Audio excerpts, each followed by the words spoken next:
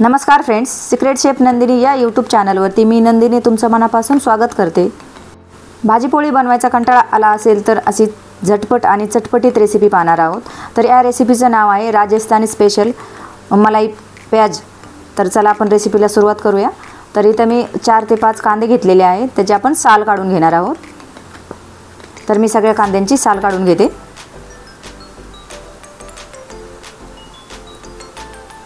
तर हे पाशी मी सगळी साल काढून घेतली कांद्यांची। आता हे जे साल काढलेले कांदे ते आपण 5 ते 6 फोडीमध्ये किंवा 4 फोडीमध्ये, छोटे असेल तर 4 फोडीमध्ये करायचे आणि मोठे असतील तर 6 फोडीमध्ये असे भाग करून घेणार आहोत। तर हे पाशी मी सगळे कांदे कापून घेतले आणि हे काप जे आहे ते मोठे मोठे ठेवायचे आपल्याला। तर आपले कांदे कापून झालेले आहेत। आता हे कांदे जे कापलेले आहेत ते आपण असे पाकळ्या काढून घेतले बाजूला। तर आपले कांदे कापून झाले, पाकळ्या काढून झाले। आता मी कढई गॅसवरती ठेवून घेतली, त्याच्यामध्ये 1 चमचा तेल घातले। त्या तेलामध्ये 1 ते 1.5 चमचा जिरे घालून आपल्याला जिरे तडतडून घ्यायचे। जिरे तडतडले की आपले जे कांदे कापलेले होते ते घालून घेतले मी आणि ते आपल्याला फ्राय करून घ्यायचे। फक्त 2 ते 3 मिनिटच फक्त फ्राय करायचे आपल्याला। याच्यामध्ये आपल्याला हिरव्या मिरच्या घालून घ्यायच्या आहेत। तर हिरव्या मिरच्यांना मी मधनं काप देऊन घेतले आणि त्या हिरव्या मिरच्या घातल्या, फक्त 4च घातल्या हिरव्या मिरच्या आणि मिरच्या पण आपल्याला परतून घ्यायचे। आता याच्यामध्ये मी बारीक चिरलेला 1 चमचा लसूण घातला आहे। आपल्याला लसूण पण फ्राय करून घ्यायचं आहे। लसूण फ्राय झाला की लाल तिखट घालायचं 1 चमचा, 1 चमचा धना जिरा पावडर घालायची, अर्धा चमचा हळद घालायची, अर्धा चमचा आमचूर पावडर आणि चवीनुसार मीठ घालायचे आणि हे आपल्याला व्यवस्थित फ्राय करून घ्यायचे। हे आपल्याला थोडं मीडियम गॅसवरतीच फ्राय करायचं आहे, जास्त गॅस लो करायचा नाही। आता आपले फ्राय झाले, याच्यावरती आपण झाकण ठेवून 2 ते 3 मिनिटं फक्त वाफ देऊन घेणार आहोत।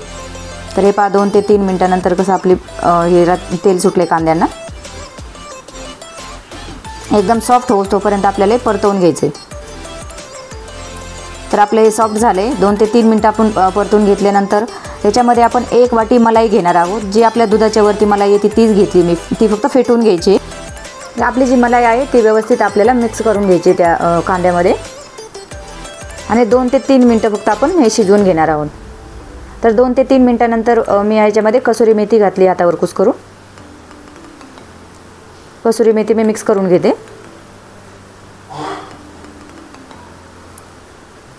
तर आता आपली बघा व्यवस्थित मिक्स झाली कसुरी मेथी आणि मलाई। आपल्या भाजीला कसं तेल सुटायला लागले, असं आपल्याला तेल सुटोपर्यंत भाजी शिजवून घ्यायची। तर आपली राजस्थानी स्पेशल मलाई प्याजची सब्जी तयार झालेली आहे। आपण आता मलाई प्याज सोबत खाण्यासाठी लच्छा पराठा बनवणार आहोत। तर मी जे कणिक मळून घेतली होती, आपली नेहमीची चपातीला कणिक मळवतो तीच त्यातलीच कणिक घेतली मी। 1 गोळा तोडून घेतलाय आणि हातावर मळून घेतलाय। त्याची आपण गोल अशी चपाती लाटून घेणार आहोत। त्यात मोठी चपाती लाटून घेतली मी, याच्यावरती तेल घालून घेतलं 1 चमचा, त्याच्यावरती चवीनुसार मीठ घालून घ्यायचं आहे। आपल्या कणकेला मीठ असेल तर वरतून नाही घातलं तरी काही प्रॉब्लेम नाही। आणि याच्यावरती आपण कोरडं पीठ भुरभुरणार आहोत आणि असे जे आपण चपातीला काप देऊन घेणार आहोत, सगळे उभे काप देऊन घ्यायचे आपल्याला। तर हे पहा असे मी सगळे काप देऊन घेतले। आता हे जे काप आहे ते आपल्याला सगळे एकावरती एक ठेवून घ्यायचे। तर हे पहा असे करून घ्यायचे। मी जसं व्हिडिओमध्ये दाखवलं आहे असं जर केलं तर खूप छान लच्छा पराठा होतो। आणि असं गोल आपल्याला रोल बनवून घ्यायचं आहे। परत आपल्याला याचा गोळा बनवून घ्यायचा आहे। याच्यावरती आपण कोरडं पीठ घालून घेणार आहोत आणि आता आपल्याला जाडसर लाटून घ्यायचा आहे। हा जो लच्छा पराठा आहे तो आपल्याला वरतून अजिबात भार द्यायचा नाही, एकदम हळू हाताने लाटून घ्यायचं आहे, एकदम हलक्या हाताने लाटून घ्यायचा आहे पराठा जो आहे तो। तर आपला पराठा लाटून झाला आहे, असा जाडसर ठेवला आहे मी। तव्यावरती तेल गरम करून घेतलं, तेल घालून घेतले, त्याच्यावरती आपला जो पराठा आहे तो घालून घेतला आहे आणि आपल्याला दोन्हीकडून एकदम बारीक गॅसवरती भाजून घ्यायचं आहे। भाजताना आपल्याला उलटण्याने वरतून दाबून दाबून भाजायचं आहे। ह्याचे असं जर भाजला ना तर आपले जे लेयर आहेत ते खूप छान पडतात। तुम्ही हा पराठा जो आहे तो चहासोबत पण खाऊ शकता। तर आपला पराठा तयार झालेला आहे। तर आपली राजस्थानी मलाई प्याज आणि लच्छा पराठ्याची रेसिपी तयार झालेली आहे। तर रेसिपी कशी वाटली ती मला नक्की कमेंट करून सांगा। चॅनलवरती नवीन असाल तर चॅनलला सबस्क्राईब करा